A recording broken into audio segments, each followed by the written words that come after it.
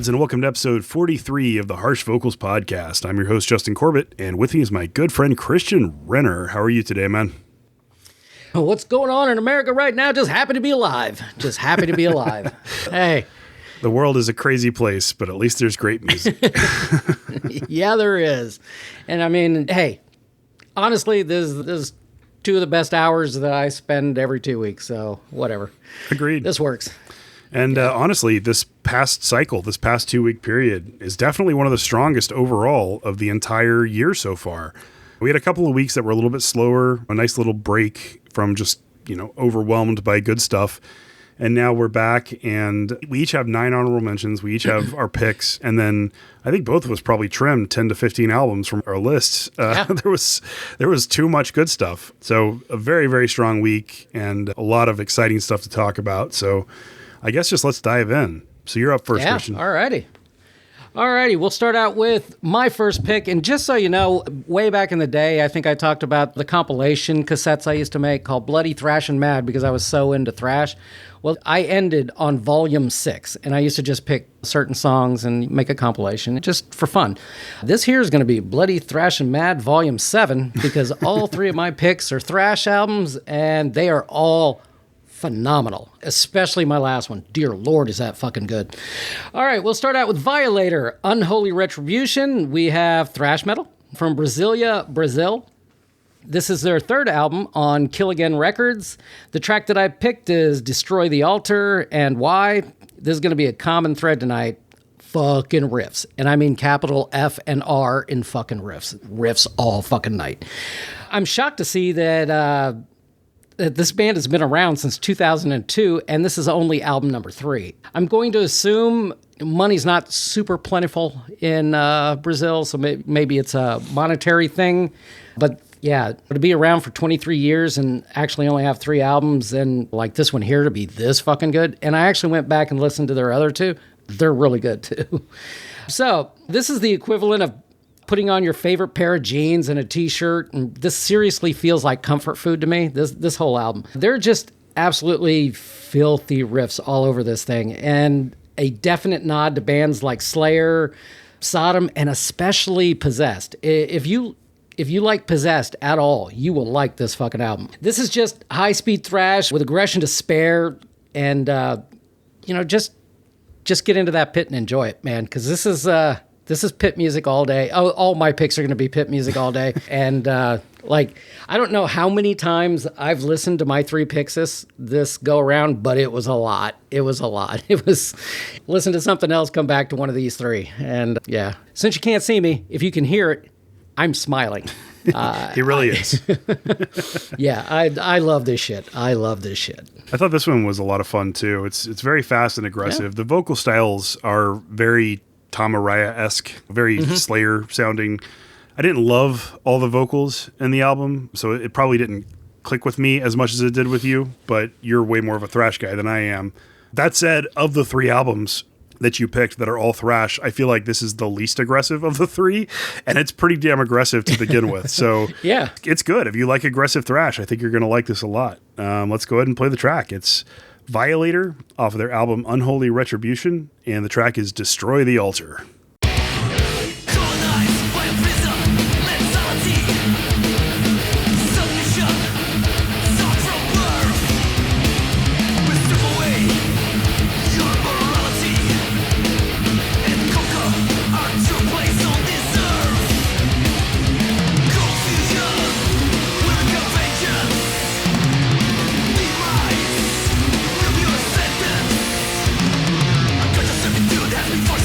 Like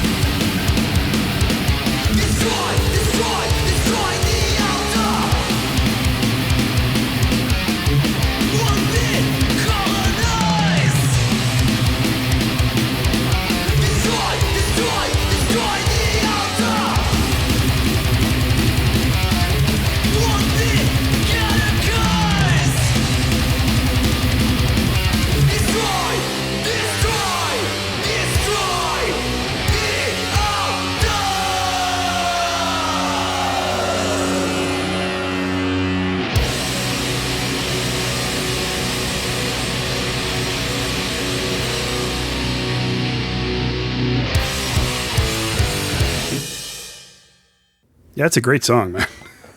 Yeah. I mean, to me, it's all about the riffs. If you got killer fucking riffs, I'm in. So, yeah, this absolutely worked. I will say there is like 14 other bands called Violator listed on Metallum, so make sure you're looking for the right one. The album is Unholy Retribution, so if you want to check this out, try to find the right Violator, because there's a lot of them. It took me a while. All right, well, moving on to my first pick of the episode. This is a band that's new to me called Autrest, Autrest. They put out an album called Burning Embers, Forgotten Wolves. This is atmospheric black metal with a lot of post and black gaze kind of elements built into it. These guys are also from Brazil, so kind of unusual to have two bands from Brazil on the same episode, but that's very cool. This is their second full length since 2012. It's the solo project of a guy named Matthias Vidor. I would say that this is for fans of Belor, Wolves in the Throne Room. It's very emotional, lots of variety in the vocals, lots of epic melodies. Some of the songs are melancholy and some of the songs are much more biting and harsh. The track that I chose to play is called Forsaken. This is one of the shorter tracks on the album, and it's a lot more aggressive than some of the others. The whole album, though, is very emotionally driven. Christian messaged me as soon as he heard it, and he said, I think this is the most Justin album I've ever heard. Or something along those lines. Yeah. Definitely feels like this album was made for me. It's very far in my wheelhouse. Lots of emotion, lots of melody, lots of aggression. I love it. What did you think, Christian? If it wasn't going to be a pick for you, it was going to be one for me, because I actually really like this a lot too. And usually in this area, I'm a little taken out, but the production here does such a great job of highlighting the atmosphere and the emotional weight of this album. Mm-hmm. This thing is fucking dense. Like a lot of the albums that become picks for you, it is very heavy, very dense, very atmospheric, and this album just does such a fucking great job of this. And yeah, I think the production really, well, at least it helps me out with this, because I actually gave it a super high rating. I gave it track by track rating of a 9.2, and I usually won't go that high on something this. I mean, I can only imagine how good this album would be on vinyl. Oh yeah, it's available in vinyl. I'm gonna have to order it, because I ordered a couple of others from this week already, so it's like I see a lot of orders going in for this week. Yeah, me too. All right, well, let's go ahead and play the track again. This is Autrest off of Burning Embers, Forgotten Wolves, and the track that I chose to play is called Forsaken.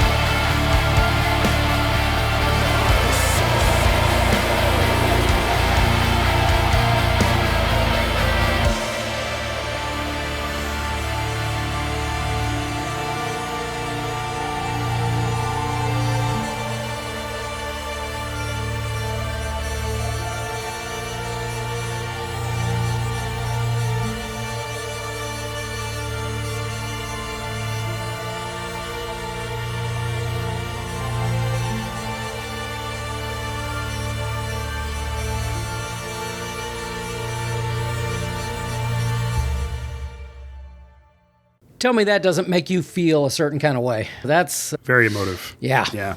Yeah. And I mean, you said it's a one-man guy, one-man it's a project. one-man I didn't look project. deeper in. I automatically assumed this was going to be a pick for you. So after that, I quit doing research on it, but I didn't know it was just a one-man guy. Yeah, solo That's project cool. from Brazil. I mean, as you were saying, like Brazil's not the wealthiest country, and sometimes it does take bands a while to get stuff out. To release something that's this amazing sounding and polished. I mean, it's not just the technical aspects of the music, but the production is very well tweaked. And he did this at home? I'm assuming so. I mean, I don't know if he went to a studio or not, but most solo projects are out of their basement or kitchen or something. So Nowadays, anyway. yeah, it's very impressive. I love this album a lot. And if you like atmospheric black metal, you really can't go wrong with it. So highly, highly endorse it. Yeah, I could see this being played on vinyl come January, and it's cold out. Oh, yeah, it's a perfect You just winter throw album. It on there. Yeah. Yeah. Alrighty. Well, I'm next, and another thrash album. What? Shocker. This here's the band Electrocutioner. The album is called Harbinger. We have thrash metal from Long Island, New York. This is their second album. They are on CDN Records. The track that I picked is called Final Prophet. And like I said, common thread, killer riffs. One thing that I did notice by looking this band up a little bit is the drummer for this band is actually the drummer in the band Prong. But it shows on Metallum that he's only been there since 2023. So maybe it's just completely, new. Yeah, or it could be a whatever. recent change. I'm not sure. Yeah. So I don't know if he's been there long term, but either way, this album is good. I floated the idea to Justin that we should do an episode discussing differences within the same genres based on where bands come from, and this album was actually the impetus for that.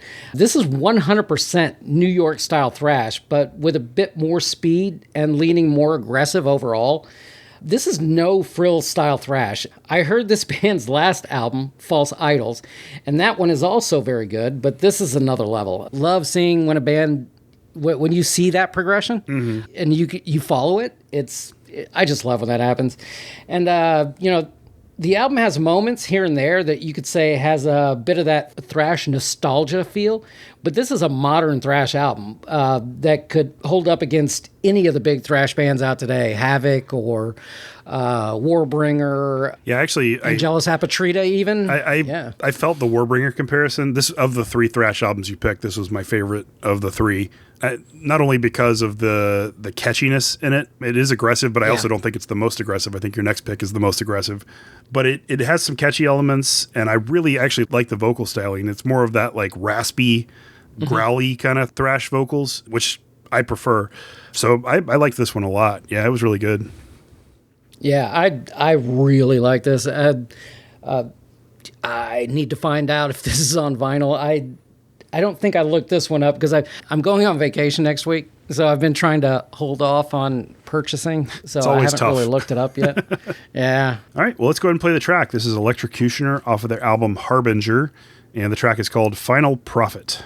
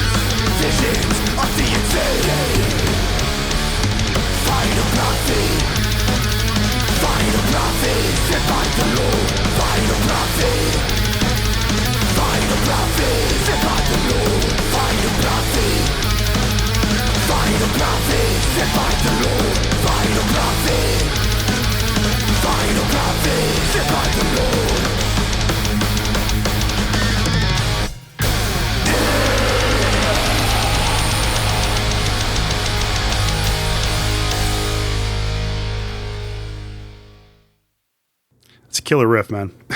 Yeah, so good. So fucking good. I got to ask you, did you pick this one because it had Prophet in the title, or was there another reason for this choice? Honestly, all of these songs were really fucking good, but this one here kind of had the best pit moment, I think.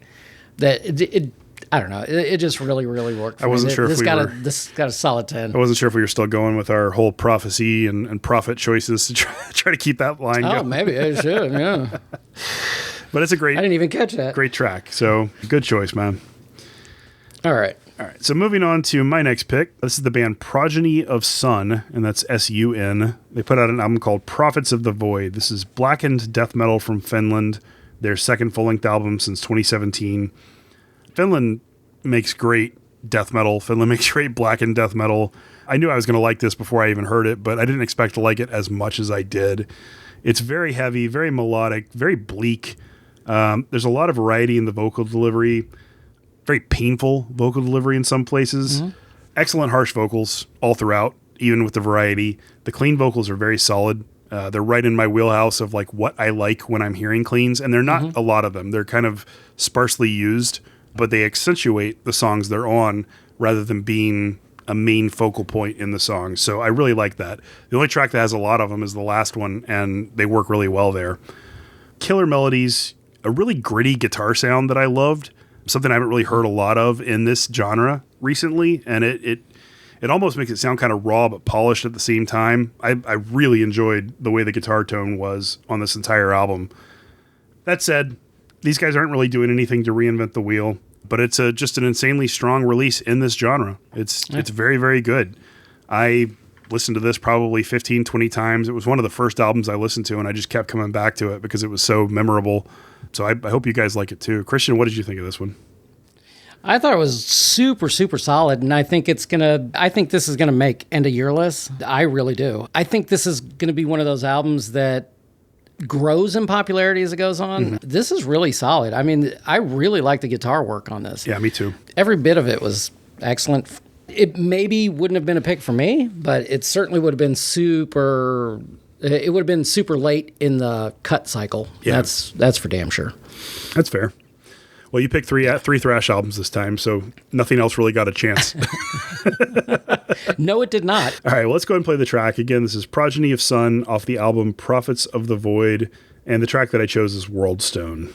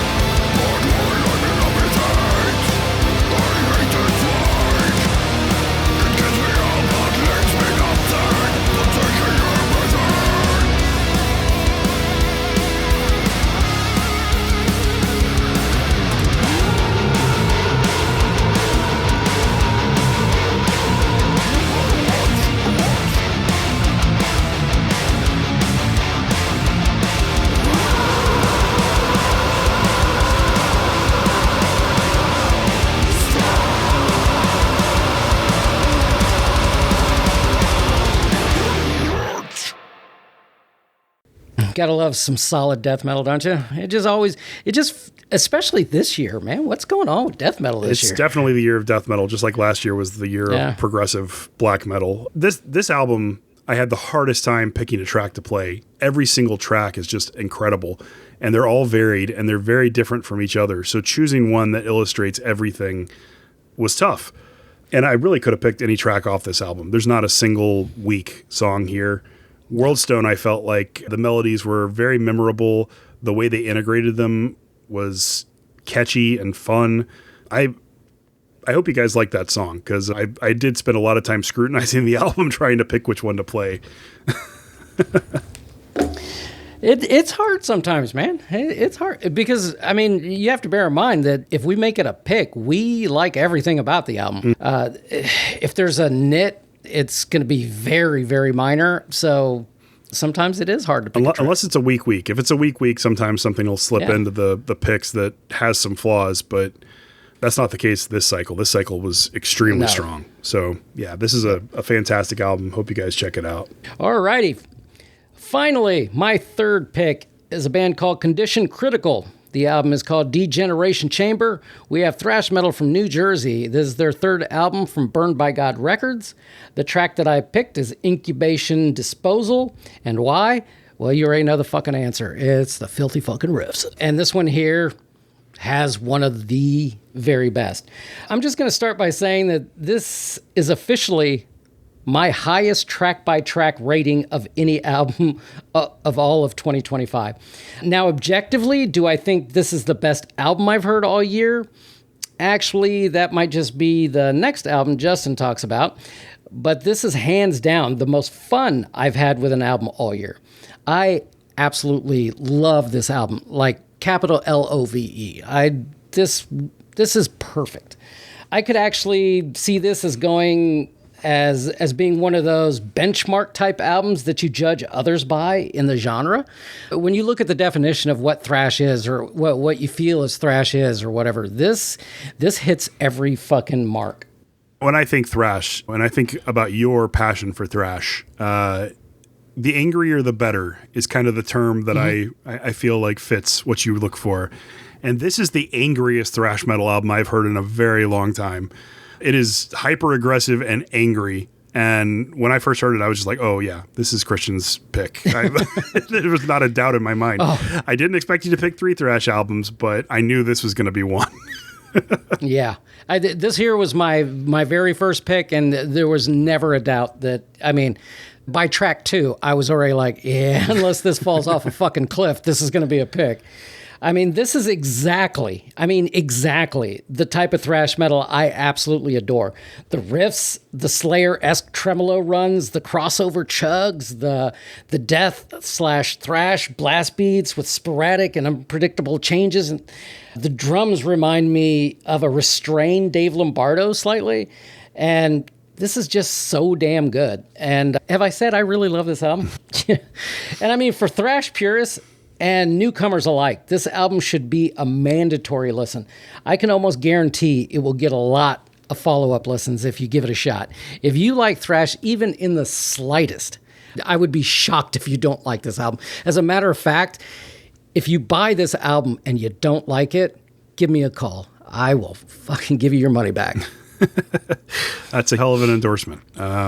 Yes. I mean, I've said many times that I'm very particular about thrash. I like the genre, but I don't love it the same way that you do.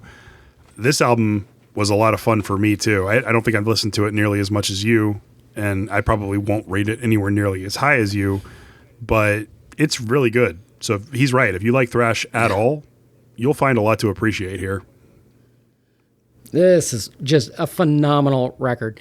And I sent the band an email. I never got an answer back, so hopefully I get an answer back, see how they're doing, see what, if they're going on tour or anything, because this here is definitely a band that I would probably drive quite a ways to go see this band. You should reach out to them on social media. Sometimes they're more responsive there than emails. Yeah, I probably should. All right. But I'm old. Yeah, you're on TikTok. What are you talking about? Yeah. All right, well, let's go ahead and play the track. This is Condition Critical off of their album Degeneration Chamber, and the track that Christian picked is called Incubation Disposal. And just wallow in that pit sound.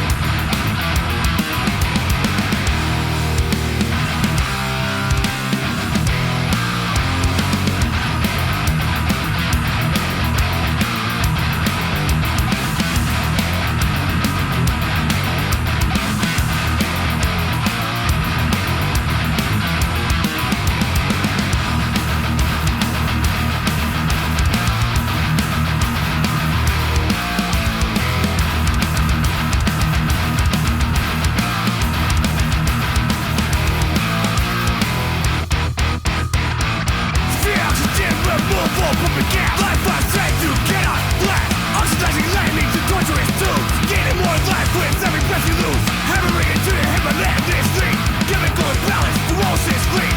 Deadly gas is controlling your mind. Lifelong seizures, tremors to blind. Hydro growth inside the body. Organs rubbing, slowly rotting. Excruciating tremors, never will quit. Killing technology, pain infinite. Intimidation through the tubes, detrimental drilling. Voice fade, toxic gas, catastrophic killing. Pressure building in the brain, human deranged. Reanimating, complete monster, all life drained. Infatuation with torturous incisions. Grotesque mental incubation.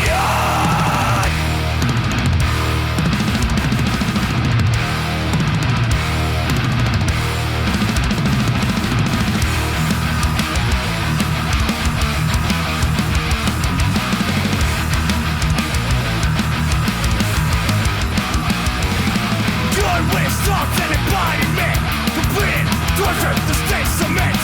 Decrepit abortion is a must. Bone dry carcass ready to flush.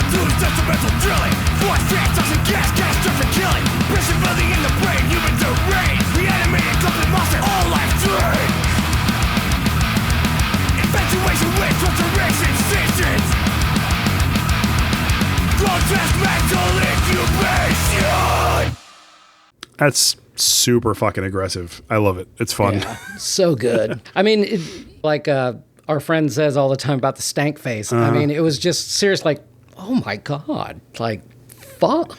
An involuntary physical reaction filthy. to the music. Yeah. You're just like, oh. Yep, Frizzin'. Goddamn right. Yeah, I had a little bit of that with our next album, too. Oh, so did I. So this whole year, I found a lot of albums I've loved. I found a lot of things that are highly ranked. I found a lot of things that easily make my best of list, but I've been searching. I've been searching for that perfect album, and I hadn't yet found it. I finally did. And so I have what I consider my current album of the year as my next pick, and it's In Mourning, The Immortal. This is progressive death metal from Sweden, their 7th full-length album since 2000. Emotionally driven, beautiful melodies. I love the harsh vocals throughout the album. The cleans are perfect. This is exactly what I look for when I'm looking for clean vocals in an album. I don't want overly flowery. I don't want a guy who can't sing. I want somebody who can sing just like this. This is it. It reminds me so much, and this is my next note on the album, is that this album reminds me so much of all the best pieces of 3 of my top 5 albums from last year. If you take the emotion and the ambience of that Eternal Storm album and you mix it with the songwriting of the Blighted Eye album and then add in the vocal quality and guitar work of the Amiensis album, you have this album. It is the best parts of all 3 things that I loved so much last year, all combined into this one thing. And every time I hear it, I hear pieces of those other bands that I love so much. I am completely enamored with this. I've listened to it probably 50 times by this point. I bought the vinyl immediately on their Bandcamp. I paid $50 to have it, to have it because I had to pay $20 shipping, which is crazy. But there's no U.S. distributors that have it. I absolutely love this. I can't say enough good things. This is currently my album of the year, and it's going to take something really special to dethrone it. I actually like this album so much that I actually wrote up. Usually I just do bullet points on your picks because you speak more eloquently about the album because you've obviously heard it more than I have. But this album, I heard a lot this go around too. And I wrote down here, damn near perfect rating for me. I gave this album a 9.7. It's almost fucking perfect. And in all reality, as a whole, it is perfect. But, like there are just certain songs that I like more than others. And that's the only reason. Otherwise, I would easily give this a perfect 10. This album is an absolute masterclass of balancing melody with aggression. I've seen some people complain that they always tend to stick to their regular framework when it comes to their songwriting. But I would say this album is currently the absolute peak of their songwriting. This isn't about reinventing what they do, but rather refining everything from the start all the way to the finish. You can tell a lot of care and attention was taken in the process of creating this album. This is not close to my favorite genre, but if I had to pick today, this is my album of the year. Even after what I just said about Condition Critical, that actually track by track rating actually has a higher rating, but I think overall this is just a better album. As you're listening to it, it's very consuming. And then when you finished it and you moved on, it still lingers and lives in your head. You feel it. You feel it. Yeah, it resonates very deeply with me, at least. And I'm not sure if there's anything that could be done, even at like a granular level on specific songs that could improve things. Like, I don't think so. A lot of care and attention was put into how this was written and developed, and the mix is perfect. Like, honestly, I can't imagine a better album. So I'm beyond happy to have finally found what I was looking for, near perfection. And this is going to sound just a little bit crazy, and I will admit, I was listening to this, and probably the 6th or 7th time I'd heard it, and it literally brought tears to my eyes. There are certain parts that are just so fucking emotional, and you just feel it. The pain that this guy's talking about, you're just, fuck. But it just for the beauty of it. It's just chef's kiss, man. Yeah, another thing we haven't really mentioned, but all of the lyrics are intelligible in the album. I mean, even at the height of the death metal growls, you can clearly understand what's being sang. And that's not the case for a lot of other bands. I mean, even other progressive death metal or black metal bands, like there are parts where it's harder to discern what the actual lyrics are in places just because of the aggressive music mixed with the screams. I don't think there's a single point in this album where I didn't understand what was being said or sang in the songs. And that adds a whole nother layer to it because that's usually not the case. There's usually at least some places where you struggle to understand, even with as much as we listen to. Have you seen any other reviews of this? Because I usually refrain from looking at reviews until after we record. I do the same thing. I don't typically look up reviews unless I'm writing something. But when I'm doing the show, I like to speak from the heart and how it feels to me rather than parroting somebody else's words. So I don't really check out what other people think about it. But yeah, I was just curious if anybody else like reviews out there are like. I'm assuming we're not alone in this. I think we're a pretty good judge of metal music, but I will say I've seen lots of my fellow podcasters and reviewers and things on Twitter talking about the album. I haven't read like a written out full-on review or anything like that, but I've seen a lot of people. But it's universal praise? Yeah, it's definitely buzzing. People like the album a lot, so that's good. I think it's good. Yeah. All right. Well, I love it. let's go ahead and play the track. Again, this is In Mourning off of The Immortal, and the track that I chose is Silver Crescent. Again, super hard to pick a track. All of them are fantastic. Could have picked any. This one is just the one that I like the most, I think. So I hope you guys enjoy it.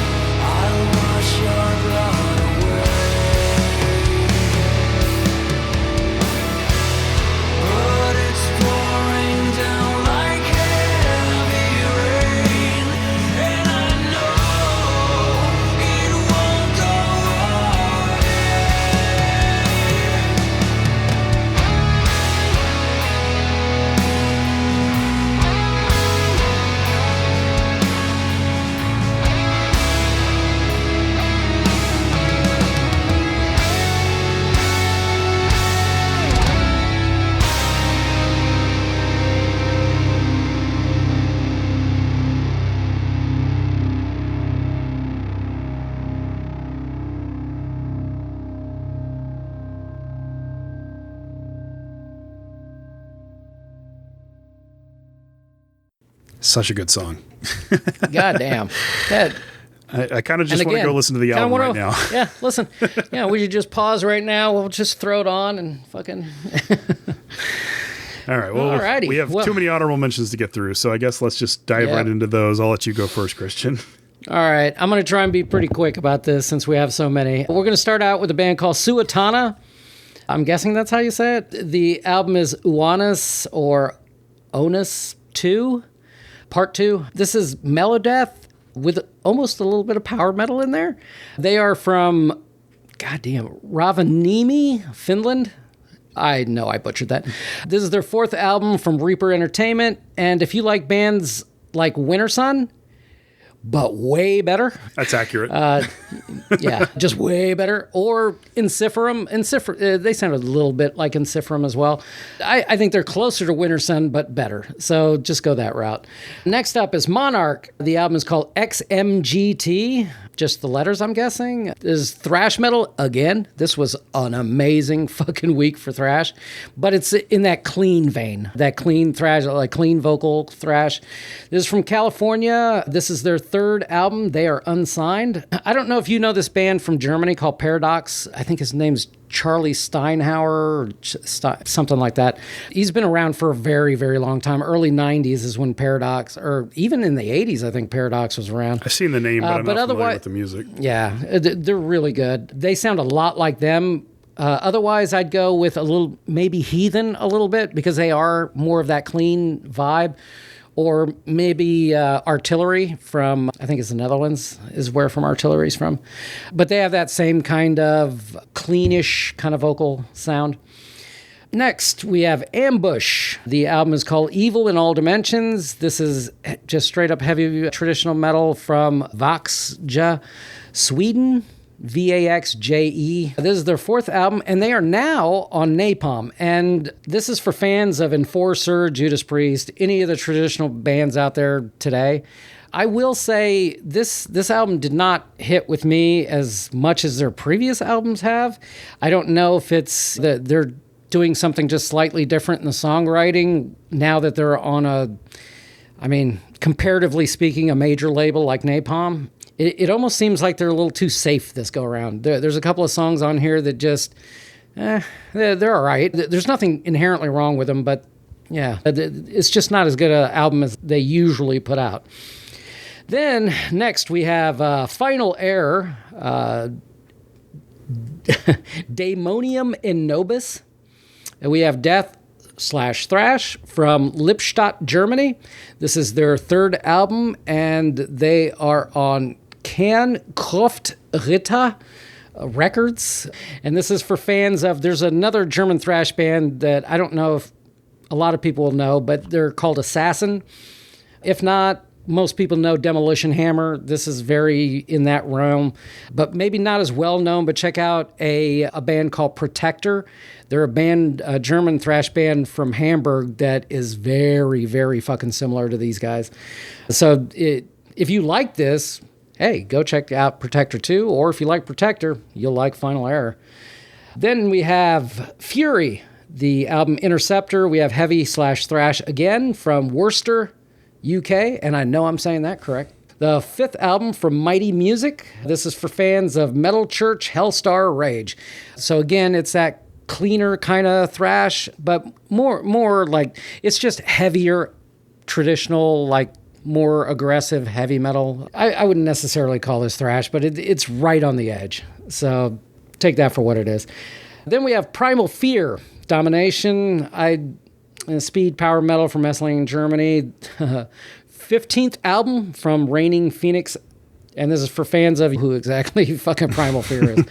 I will say, this album didn't hit for me. I was a little disappointed by it. You know, that is not a genre that I am usually drawn to, but I've always had a special place in my heart for Primal Fear. Some of their albums I absolutely love, and other ones they're so aggressive. Don't hit, and this one didn't hit. I'm not sure why. Yeah, this one here just isn't aggressive enough. Usually, there's 5 or 6 nice traditional like Primal Fear aggression kind of songs, but then there's 4 or 5 that are kind of like meh, like just passing the time. Yeah. I don't know. Kind of generic and just not memorable stuff. Yeah. Yeah. I kind of felt the same about the Halloween album, so I don't know.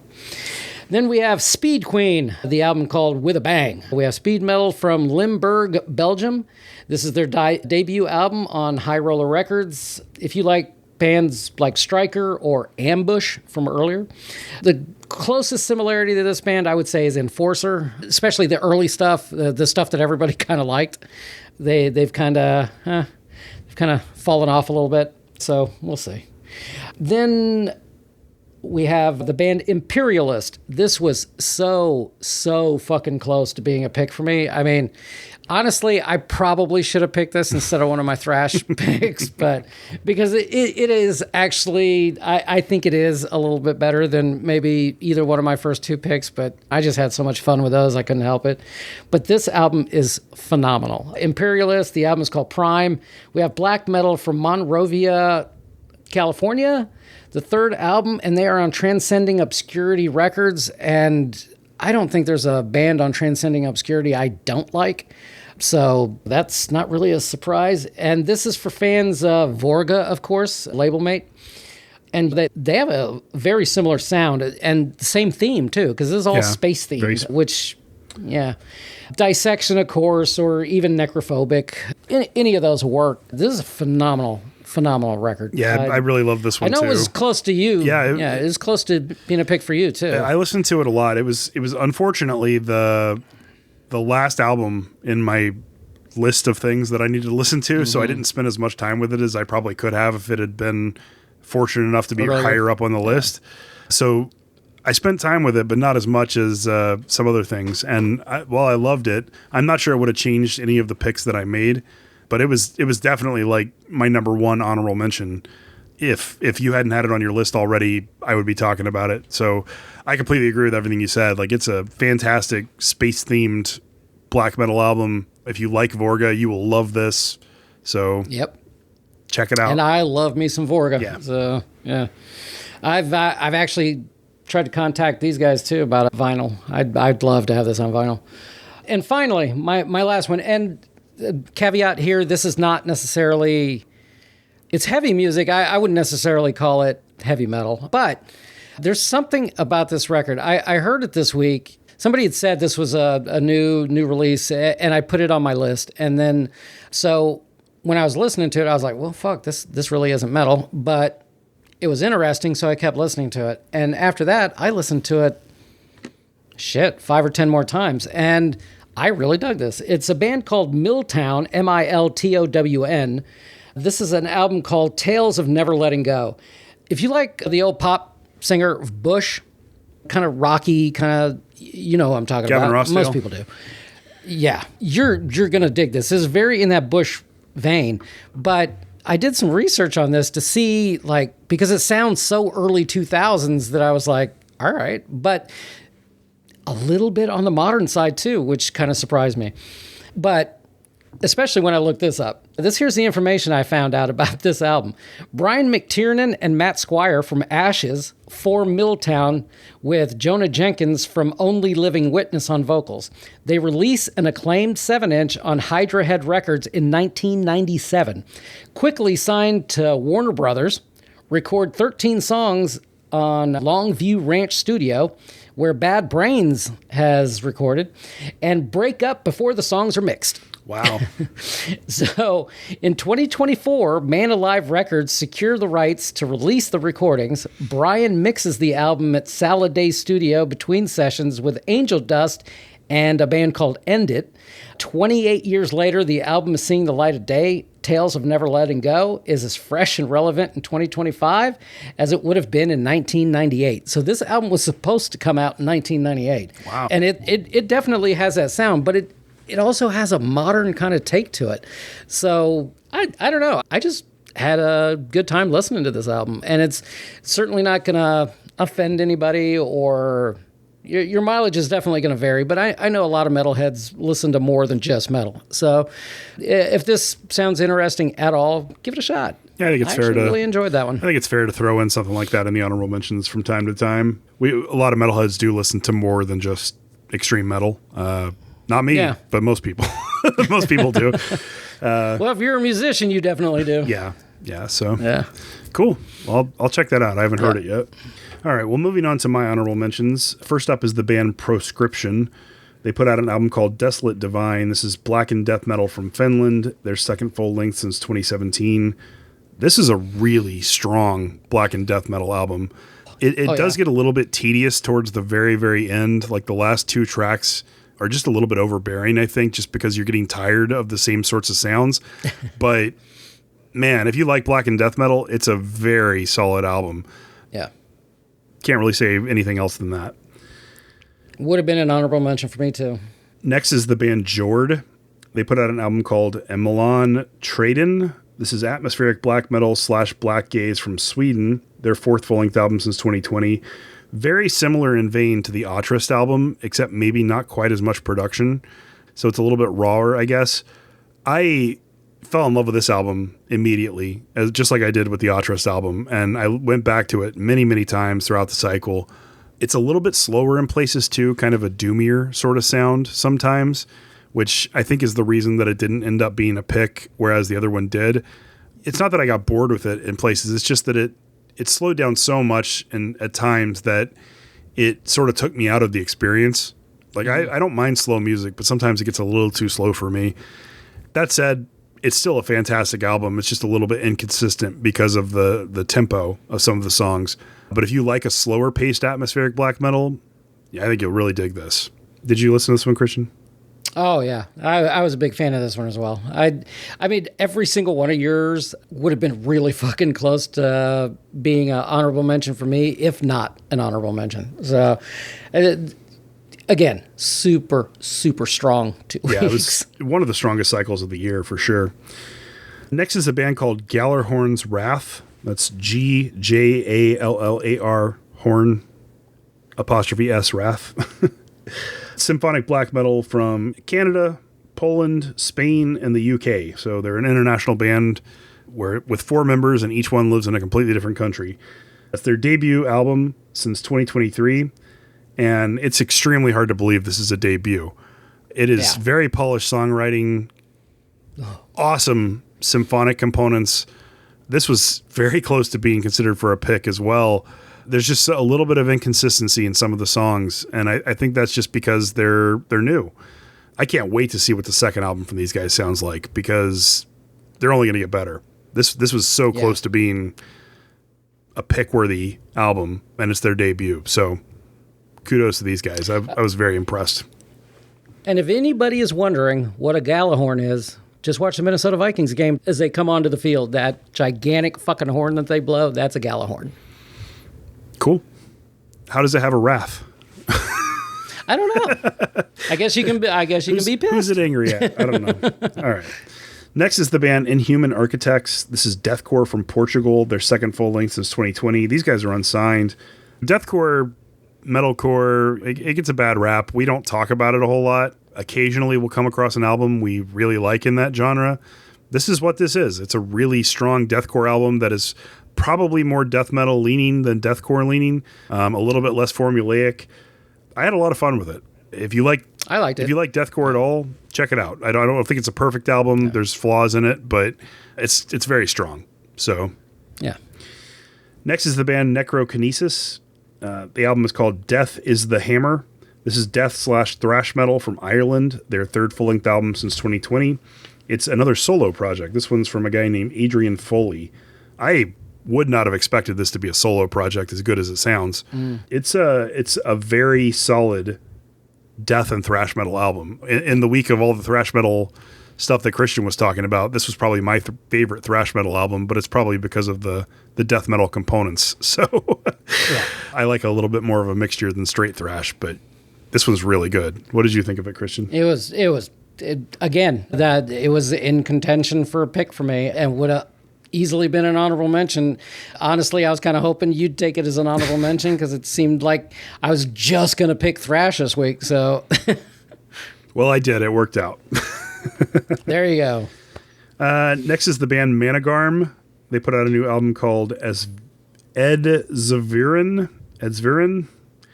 This is Viking / black folk metal from Sweden, their 11th full-length album since 1995. I would be shocked if our listeners don't know who Managarm is. They've been around absolutely forever. Most of their albums are pretty good. This album's pretty good. It's not consistent at all, but there are tracks on this that are super catchy, very memorable. Like some of my favorite songs from the past 2 weeks were on this album, but the album as a whole was just inconsistent. Like you have a great song and then just kind of a filler kind of song. Yeah. So they definitely have the chops. They just can't quite figure out how to make all their songs sound the same way. But if you listen to any of their albums, they're all in that kind of vein. You're going to find a couple of, okay. I mean, nothing out and out terrible. It's just they're not as good as the good songs on the album. Yeah. So inconsistency is just the kind of name of the game with them. Yeah. Next is a band called Spire of Lazarus. They put out an album called Those Who Live in Death. This is technical deathcore from Australia. A second deathcore album in my honorable mention list, which is unheard of, but this one's fantastic too. I'd say that's never happened since we started the show. It hasn't happened since we started the show. Both of these are fantastic albums though. Huh? Like this one suffers from being a little bit too long, I think. If a little bit of editing happened and they trimmed a couple of songs, it could have easily been a pick. Any other week, it could have been a pick. It's a really fun technical deathcore album. So if you like that, you'll enjoy this. Next is a band called Trudger. They put out an album called Void Quest. I think this is the first time I've ever picked a sludge metal album on the show to talk about. So this is sludge and death metal from England. There are some progressive elements built into this too, but I don't know. If you took Entombed and mixed it with Mastodon, you would kind of get this sound. Yeah, I could see that. Yeah, that's well done. Because I would not have known how to I would not know of a band that fucking matches their sound. They definitely sound unique. Yeah, they definitely sound unique. If you like sludge metal at all, you'll love this. Like the music sounds like Gojira or Mastodon, early Mastodon. The vocal delivery is a lot more intense, a lot more powerful. It's still not quite death metal growls all the way through, but it's definitely not like standard sludge metal singing. I thought this was a very interesting album. So if you're a fan of sludge metal, you'll probably love this. And if you like death metal too, you'll like it even more. And then the very last one I have is kind of a straightforward brutal death metal album from a band called Pyrexia. The album's called Unholy. This is their 8th full-length album since 1990. These guys have been around for a long time. They obviously understand what works in brutal death metal, and they add a lot of fun to this. We've been talking about fun death metal for 2 years now. This is fun death metal. It's just a little bit more brutal than some of the other ones we've talked about. Yep. Very catchy, very memorable. It's good. If you like it, if you like that kind of music, you'll love this. So, the year of death metal. Definitely. And that's all I've got for honorable mentions. So that's a lot. It is a lot, and we didn't even cover everything. There was still we both could have probably bought 10 more albums to the discussion, as good as this past cycle was. So yeah, I definitely could have. That's for sure. Yeah, crazy week, man. Crazy, and it seems like it's not going to slow down because this next coming week is a shorter week. But I've heard 12 albums, I think, and 10 of them are all in really the list. Yeah, it's very strong still. So a lot to look forward to on the next episode as well. All right, well, let's go ahead and move into our theme for the episode. So Christian suggested the topic of underground versus mainstream. What was the impetus for that, and what do you want us to discuss, Christian? Well, it's kind of like so many people get a bad rap, right? The underground authenticity, people think more highly of these kind of bands or whatever, versus mainstream success. Now, people take a look at bands that are popular or whatever, and they're sellouts or whatever. So, this is not easy because all these bands would like to make money. They would like to do this as a career.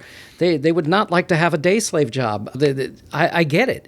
But I think part of the question starts to become like, is it a natural progression in your sound, or is it you're purposely chasing that? And if it sounds like you're purposely chasing that success and trying to change your sound to fit into something that's currently popular, especially metal fans, they will turn on you in a fucking heartbeat.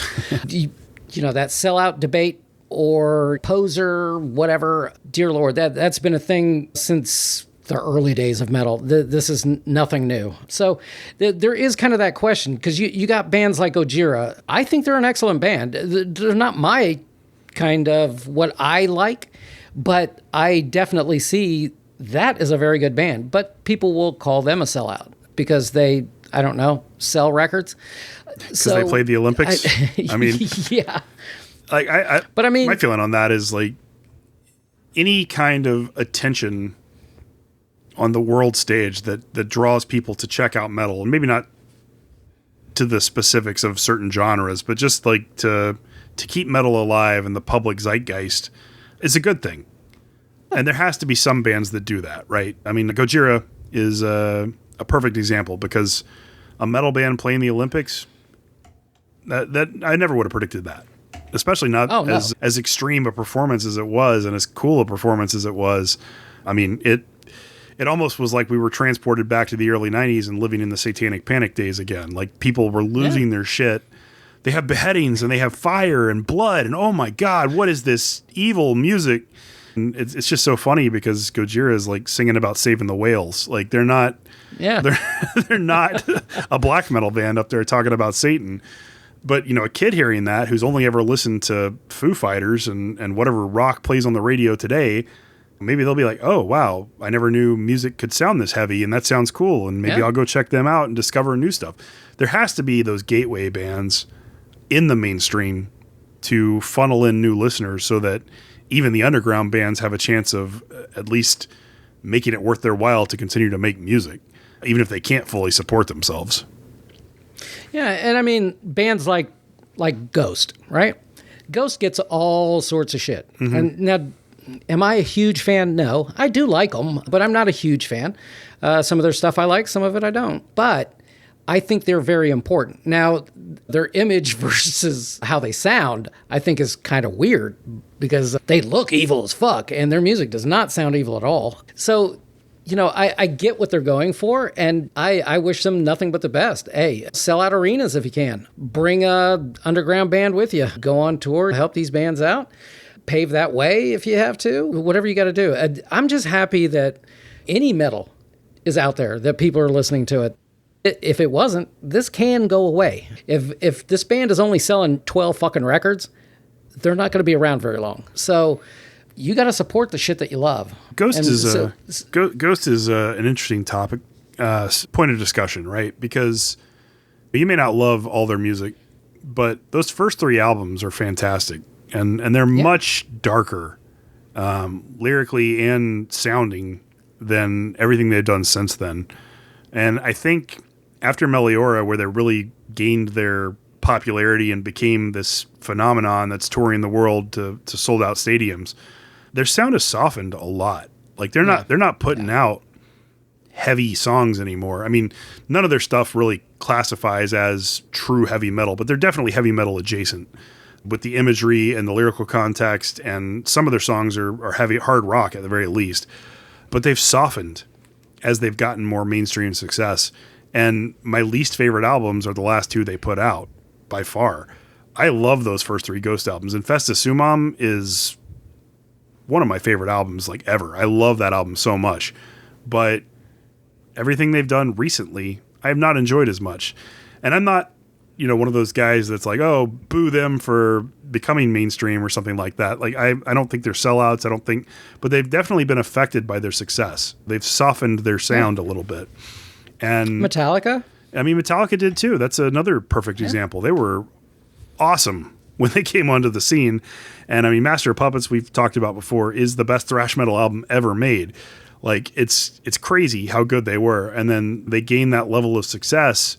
And the Black Album, they softened a little bit. And then they put out Load and Reload, which were... They had good tracks, but they were definitely much more akin to hard rock than thrash metal. And then that continued. Even today when they put out stuff. It's very much catered to the mainstream rather than the true thrash metal fans that were there at the beginning. And I mean, they're probably the most well-known case of that, because they had such backlash from their fan base as they softened their sound. Yeah, I would completely. And I've never hated on Metallica. I mean, at one time, I will freely admit Metallica was my favorite band. I absolutely love Metallica. In the Master of Puppets era, when that album came out, dear Lord. I hated on Saint I Anger. listened to the. Oh, I definitely hated on Saint Anger. But, all the other ones I just like, well, apparently this isn't for me anymore. And that's fine. They can find another. They still have songs that I like. What was that? Oh, God damn it, that last single that they had, that super fast song that was super catchy.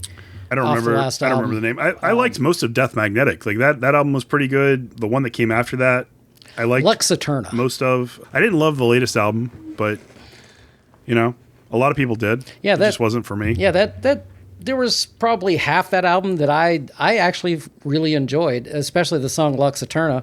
It was catchy, fun. Did it remind me of old Metallica? Absolutely not. But I could say the exact same thing about Opeth too. Opeth today doesn't remind me of Opeth from the 90s. So bands change. Is Opeth now no longer a metal band?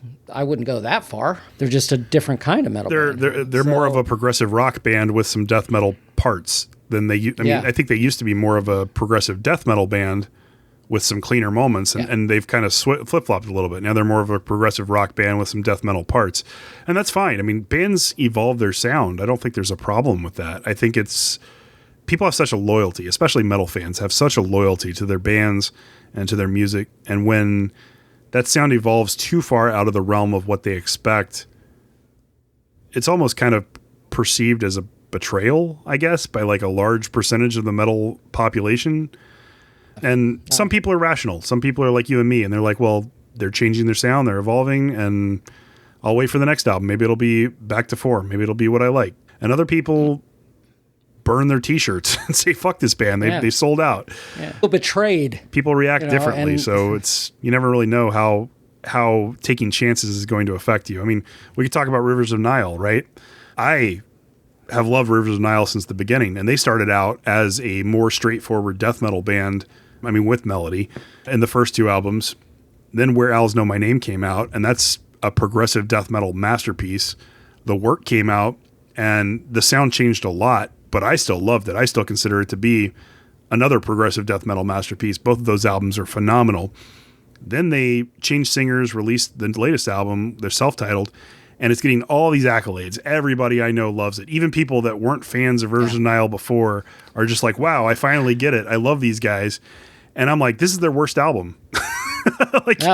There are songs that are great, but there are songs that I do not like at all. And 100% agree. I could never say that on any of their previous albums. I've liked all the previous albums. This one, it's like hit or miss with the songs. And I don't understand the love this one gets, whereas Owls, those same people don't appreciate Owls for what it is.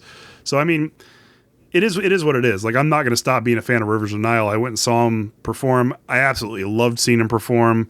I still support the band. I'll still buy T-shirts. I'll still buy merch. Liking 4 out of 5 of their albums. Whatever. Maybe the next one will be more of a return to form.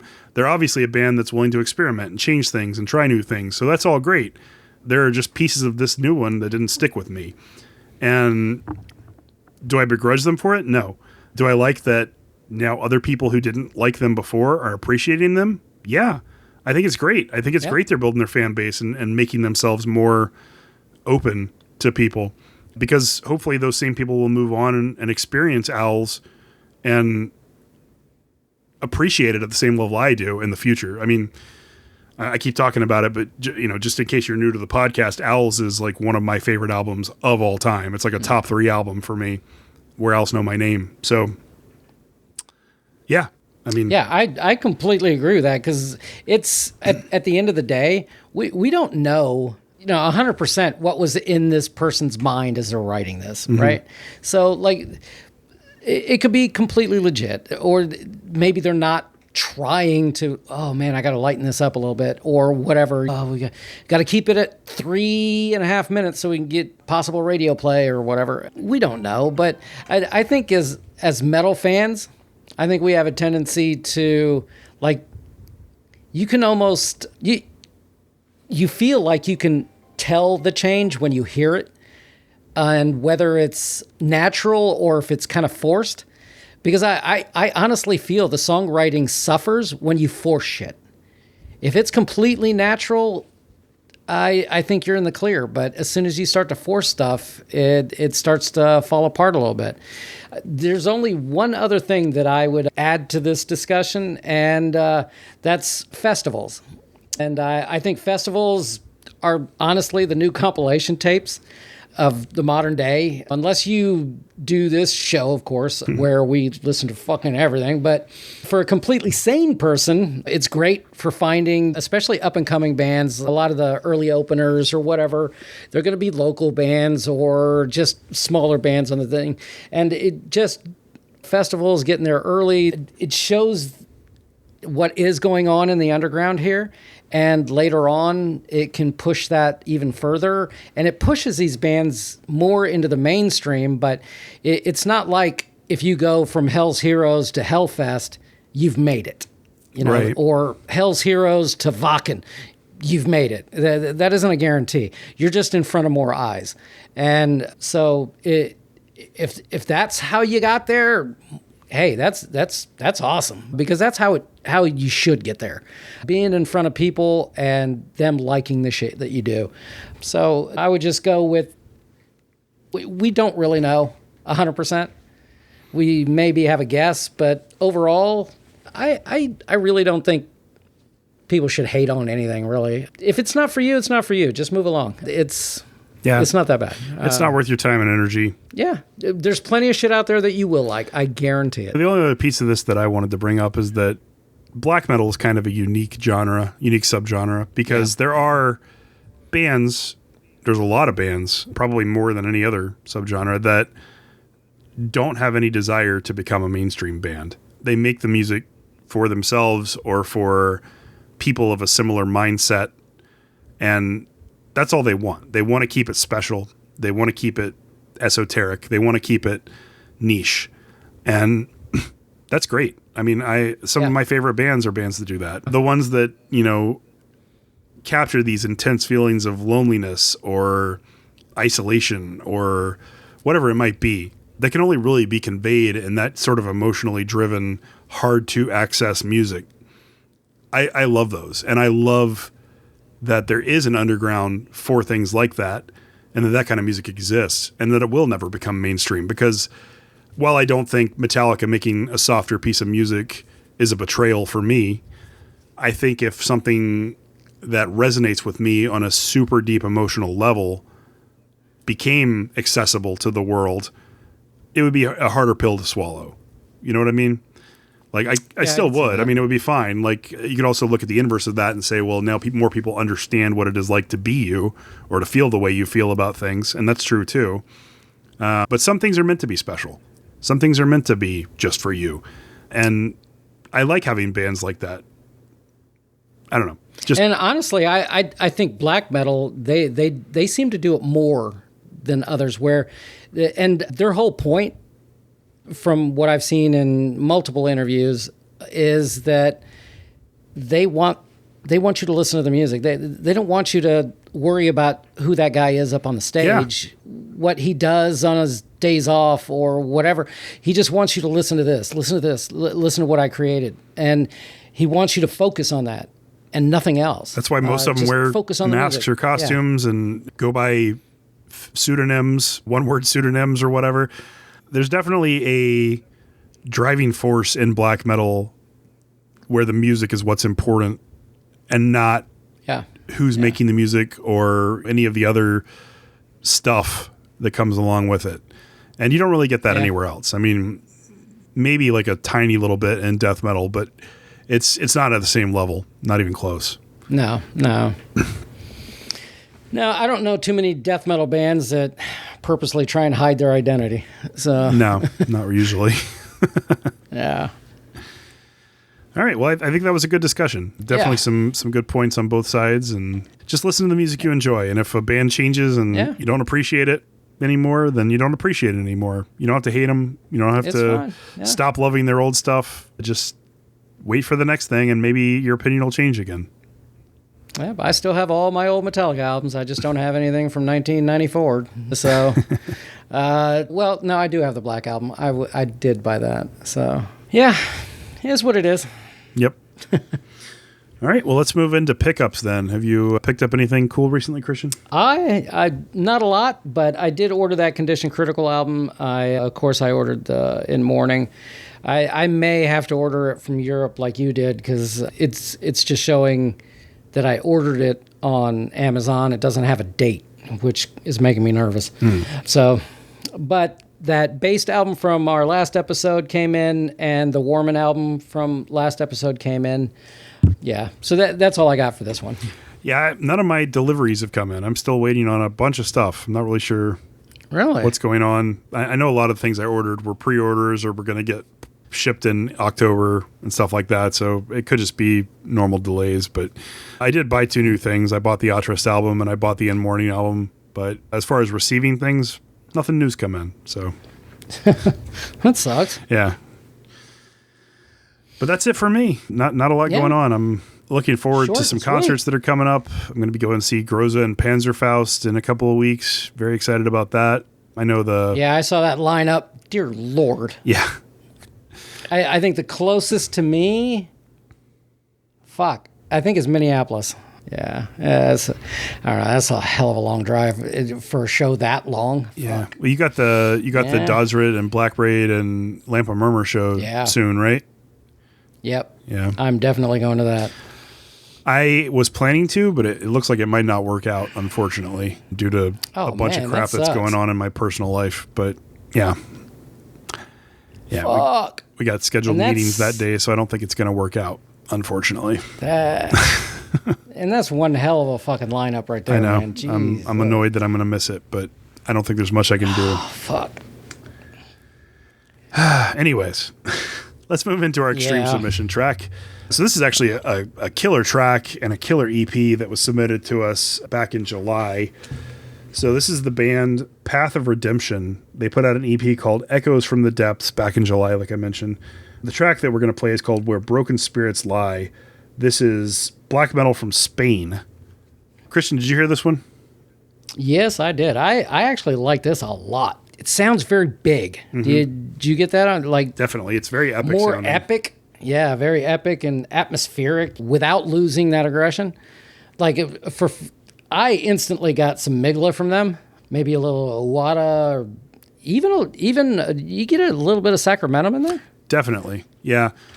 So I have their promo materials open in front of me since they sent them to me, but this is what they say about the band. They say, after a 30-year musical career with the infamous Spanish black metal act Ouija, Map, which is the guitarist and vocalist, joined forces in 2024 with bandmate Shoggoth, who plays the bass and guitars, and Fosk, who's their drummer and backing vocalist, to forge Path of Redemption. Their vision was clear: to channel their passion for extreme black and death metal in the vein of Dissection, Necrophobic, Nagelfar, Dawn, Dark Funeral, and Watain. And I hear a little bit of all that. I really do. Yeah. From its opening chords, Path of Redemption emerges as a gateway to darkness and aggression, a lethal fusion of razor-sharp guitar riffs, dense atmospheres, and an overwhelming rhythmic foundation that encapsulates the purest essence of black and death metal. With impeccable execution and ferocious intensity, their music drags listeners into a relentless sonic journey where redemption is found in chaos and despair. It's a nice little write-up. I agree with pretty much all of it. It's very strong black and death metal, very catchy, great melodies, epic as could be. I'm excited to hear a full album from these guys. Yeah, and the melodies change throughout, which is nice. It's not just the same thing all the time. So, yeah, I was super impressed by this one. That name Shoggoth sounds very fucking familiar to me. And I know I'm not thinking of Shagrath. I'm thinking like it's spelled Schoggoth. It's just Shogoth. Oh, maybe it's not who I'm thinking. I mean, it's close to Yog Sothoth from Lovecraft. Maybe that's where he got it. Maybe. I don't know. It's not that important. Yeah, it's not that important. The music's great, though, so we hope you guys like it. When I post the episode, I will put a link to their Bandcamp. If you want to go check them out and support them, please do. Like I said, the EP came out in July, 4 tracks. All 4 tracks are phenomenal. I could have picked any one of them to play on the show. I just thought this was the best. So again, this is Path of Redemption off their EP, Echoes from the Depths. And the track that I chose is Where Broken Spirits Lie. And we'll see you guys back in a couple of weeks. Hope you enjoy it. Enjoy.